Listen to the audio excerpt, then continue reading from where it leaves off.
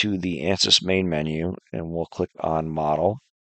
We'll right click Edit and we'll click Yes.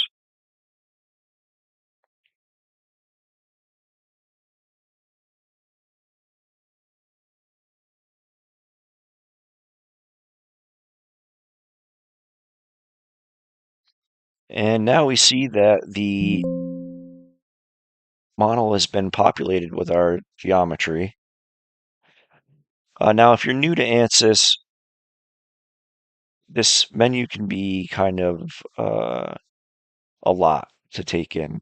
So I'll go over some things briefly just to help a new user. So up here you have your toolbar for manipulating the geometry.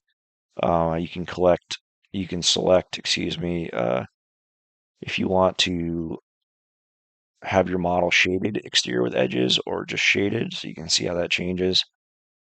There's a selection here to pan. You can zoom, you can box zoom, you can zoom to fit.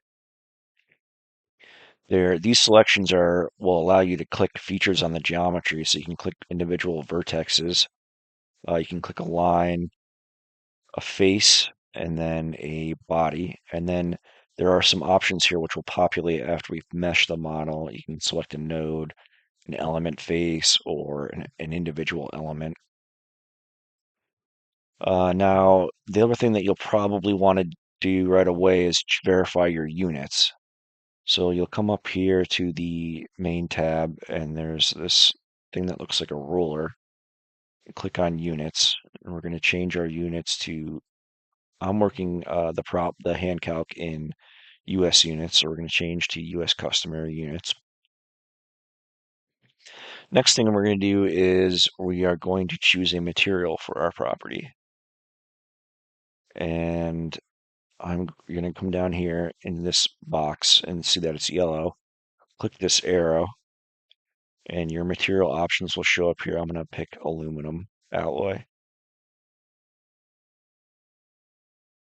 Now, the next thing that we're going to do is actually mesh the model.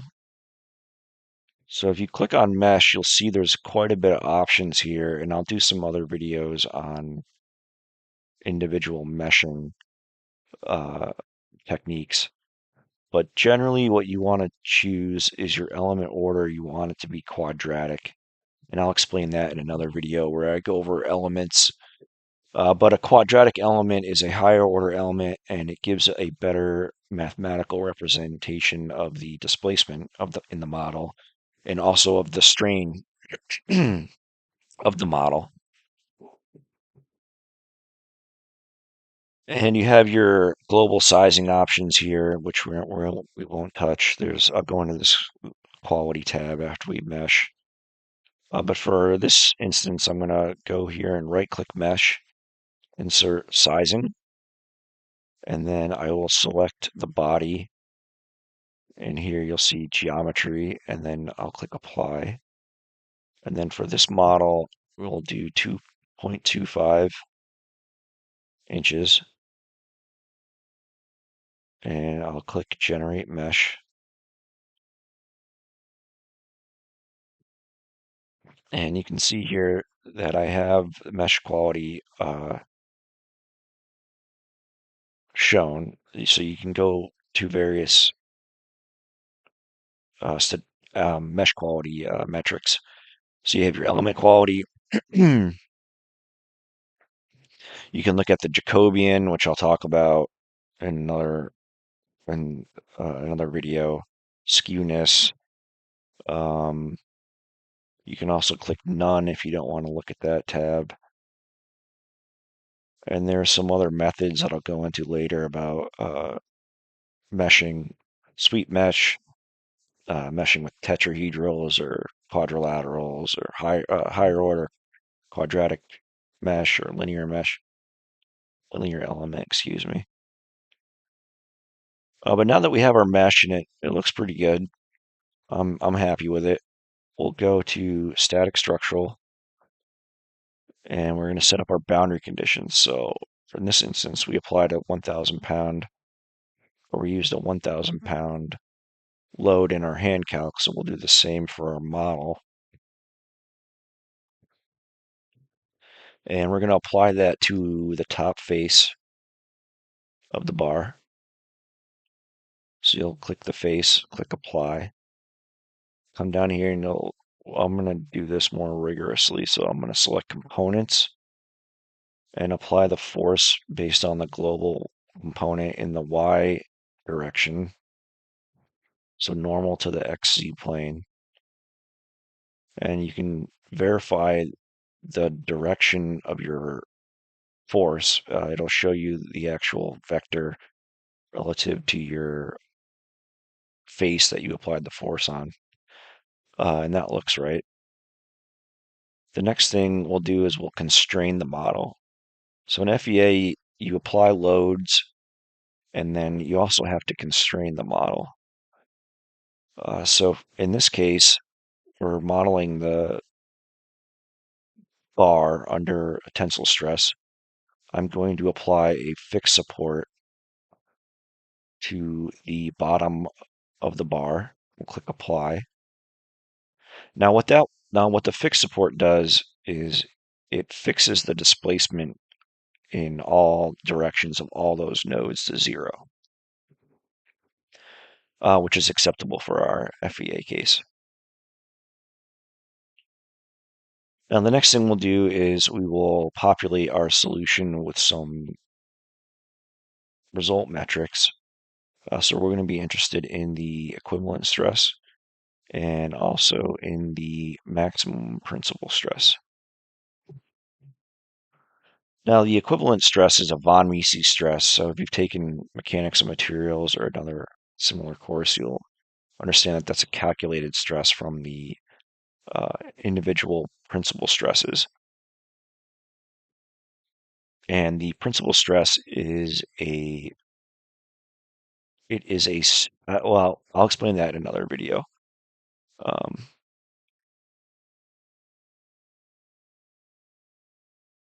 so now that we have our solution set up, you can go ahead and click solve. First thing I want to check though is how many elements we have in nodes. So you can go back to your mesh tab and expand the statistics drop down, and you can see we have 59,360 nodes and 12,952 elements, which I believe is under the limit for the ANSYS student license, so we should be good. So now I'll come down to solution and I'll right click solve.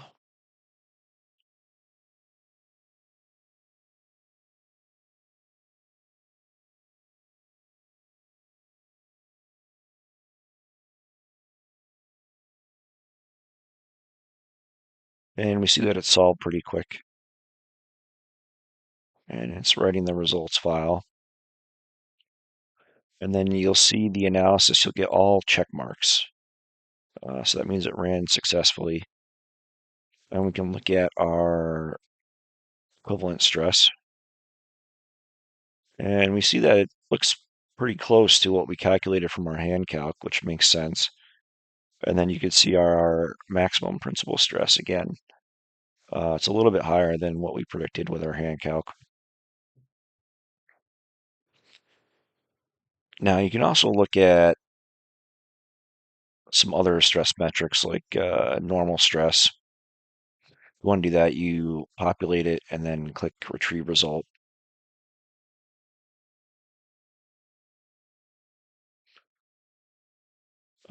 You can look at strain, deformation.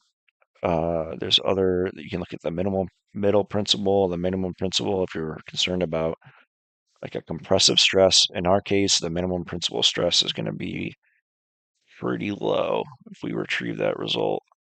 Yeah, and we see that we have mostly tensile stress, so we would expect that maximum principal to be uh, tensile and a large magnitude, and the minimum principal is going to be closer to 0.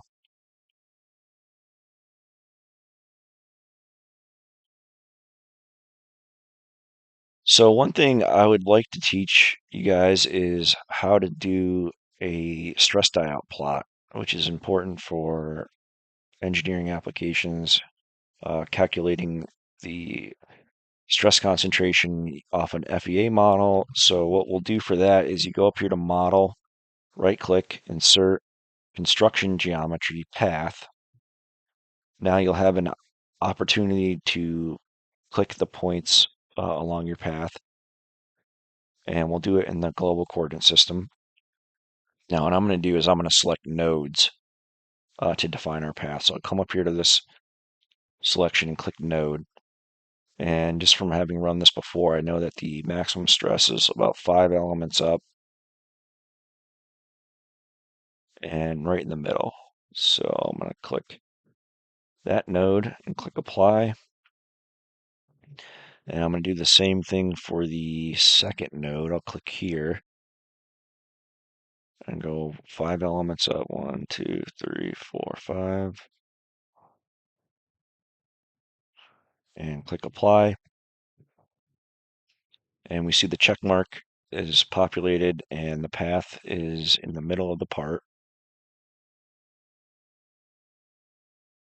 Now what you can do is you can actually map the stress to that path. So you go here, insert linearized stress, and you can pick which stress metric you want mapped. So we'll pick equivalent stress. So you come in here, populate the yellow box, and right-click Retrieve Result.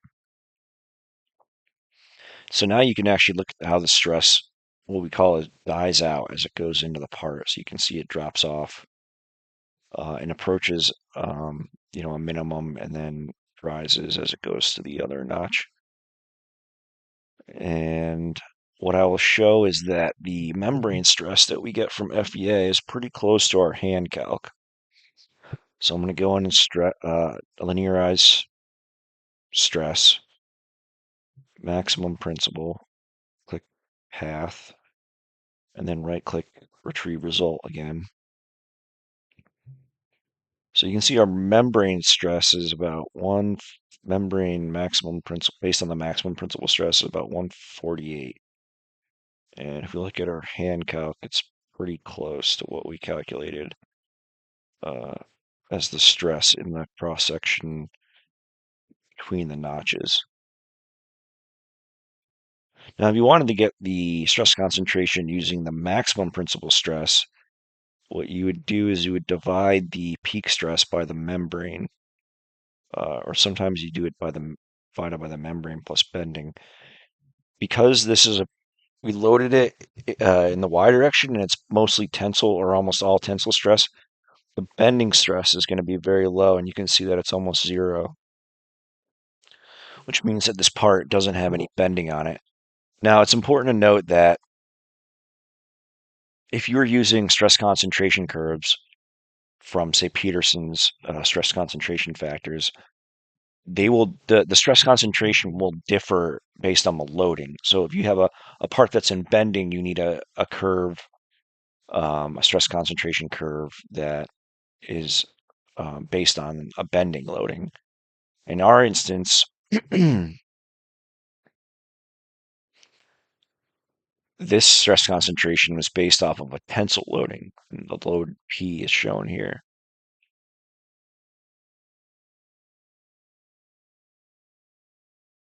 So this would be considered the correct curve to use. Now, if we wanted to calculate the stress concentration from the FEA model, we would take the 320 max and divide it by the membrane of 148, and we get about 2.16. And that's pretty close to what we calculated by hand, 2.125.